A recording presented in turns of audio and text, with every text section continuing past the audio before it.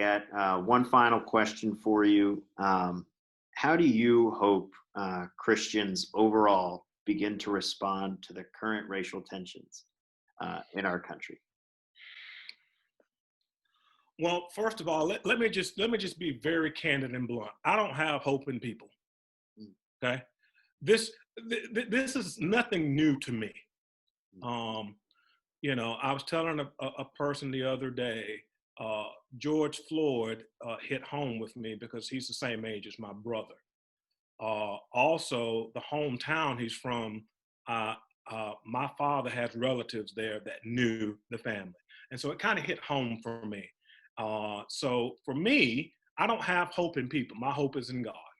mm, I've been, I've lived this too long, and I'm only 50 years old, and so I don't have my hope in people.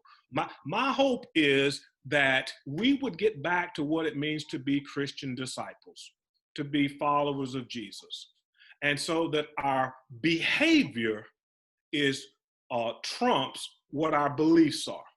Because right now it's about our personal individual beliefs. And so in Christianity and Western society, everybody is an individual unless you're part of an ethnic group. If you're an ethnic group, Latina, brown person, African American, black person, Asian, Korean, uh, that's part of the group. And so I often get asked, well, what are black folks saying about this? And my response is, well, you know, we like 31 Baskin and Robbins. We come in all kind of shapes, sizes, and flavors. I don't know if there's a single thing, but my hope would be that our behavior and our beliefs line up. And when our behavior, what we do, doesn't match what we say, and if what we say is about loving the Lord our God with all our soul, heart, mind, and strength, and loving our neighbor as ourselves, but our behavior shows something different, then I would hope that as churches that we would have the ability to go before God and say, okay, God, what's going on? Where have we missed the mark? And in my mind, I use that word "miss the mark" intentionally because that's what sin is. mm, And America's original sin is what we're dealing with now that we've never dealt with. We've tried, we have made strides, but my hope is that there is a spirit of God that hovers above the waters of chaos, according to the Genesis story. And that's where I place my hope.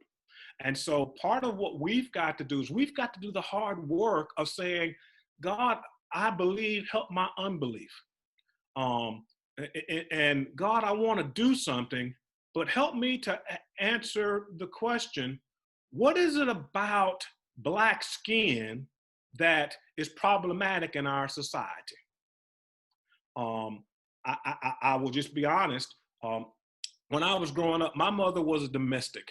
She had an 11th grade education because segregated schools only had 11th grade, went to the 11th grade. I don't know if you knew that or not, there were there were 11 people in my 9 people in my mother's graduating class. Okay, class of 1945. My father has a 3rd grade education. He dropped out of school because his father, my grandfather, was a sharecropper. And so my mother, once she graduated from high school, she became the maid for the prominent doctor in town. And that's the life I lived. I didn't understand it at the time. As I got older, I asked my mother this question. And I said, Mama, what did we do to make white folk hate us so much? We must have done something terrible to make them hate us so much. And I still don't have the answer to that question. And your viewers can say, well, what about the other side of it?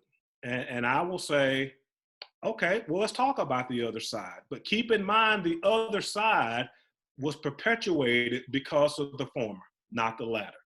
And so my hope is that the church will be the church, that the church will rise up, that the church will follow Jesus, that the church will help our country, our individuals, and folk inside our church as well as outside of our church repent and follow Jesus, and be true disciples. Because I believe the only hope in our world right now is God, and for the church to follow its mission of making disciples of Jesus. That's where I believe that what has to happen. And when you're a disciple of Jesus, you don't get to pick and choose who you like. You don't get to pick and choose who you love. You don't, and it's not necessarily an individual thing. It is, but Paul talks about the groaning for the entire creation. Is God's intent is for the entire creation to be overhauled, not just individuals. For God so loved the world that he gave his only begotten son. Not only that God just loved a certain amount of humans that made a quota that thought the way that you're supposed to think. And so my hope is in the church that we will be the church, and that and we've got some work to do, Connor. Quite frankly, we've got folk in our congregations that when you ask them about discipleship, either they change the subject or there's this blank look on their face, or they'll say, well, yeah, I got that in Sunday school, or I took a disciple class. And all of those things are well, but if it doesn't change your heart, if it doesn't guide everything that you do, where Jesus is taking over every part of your life, where you're always saying, God, I guess I blew that one again, huh? God, I'm gonna need you to forgive me for this one. God, can you show me what to do? Instead of me saying, I kind of know what to do. I know who to like. I know who not to like. I know what to do. It's only then that there's going to be hope. And that's the only way I know how to say it. So well said. I guess kind of following up on that, if you had to give specific advice to students that are kind of, we haven't, I mean, yes, we've learned about this in classes, but I guess we hoped and thought it was something of the past. But now we're seeing it still before our eyes in the year 2020. Sure.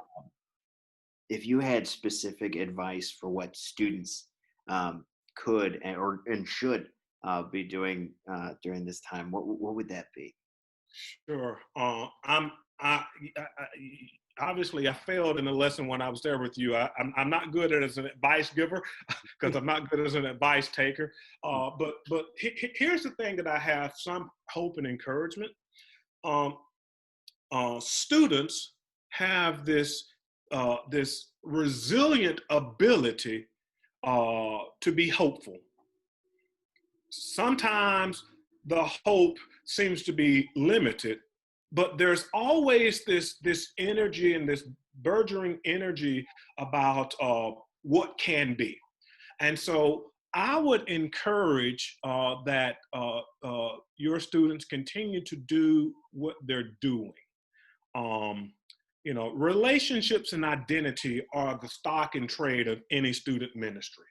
Every student minister in a church, director, student minister, youth pastor knows that. And so what she or he tries to do is to try to create those environments where the identity becomes about Jesus and the relationship becomes about loving one another, even those that are outside the circle. I've been at 608. I've been part of your D groups. I know what you do, okay? And so I would encourage that you do it more. And so when there are times where, you look around and, people are segregated, instead of making an assumption or judgment about that, why not just get curious and say, hey, why are you sitting over there, right? And so people are different in terms of their perspective, but the more you get to know them, the more you'll find out that you have more in common with them that you might imagine. Particularly at the student age. And so I would encourage you to continue doing what you're doing, continue to reach out, continue to have a missionary spirit that Peachtree City is known for. And the missionary spirit is not going to some of the beloved places that you go to as much as it is around the corner, down the street, next door to your locker. Uh, those are the places that I think that you're the missionary. And my perspective of missionary is, if you're the missionary, you're not the one in the know. The people that you're visiting is the one in the know, because they're the ones that's living it. Mm-hmm. And so you have to learn from them as much as they learn from you. So it becomes more asking than telling. It's more about being understood and understanding than being right. And so when when that urge of being right shows up, then you probably want to check yourself and says, Jesus, hey, where'd I go wrong? And so relationship and identity are the stock and barrel, a stock and trade of student ministry. You have done it well there. You'll continue to do it well there. And so I just encourage you to continue to find ways to connect with people other than yourselves, so that you can understand how they think and hear from their perspective. A perspective is like a nose, right? Everybody's got one, okay? But you can't see your own nose. You can only see parts of it, okay? Mm-hmm. And so that's what I would encourage you to do, is to continue to involve yourself, immerse yourself in Christian identity and formation, like you're always doing and you've known for in the area. I saw that firsthand when I was there, and continue to build relationships.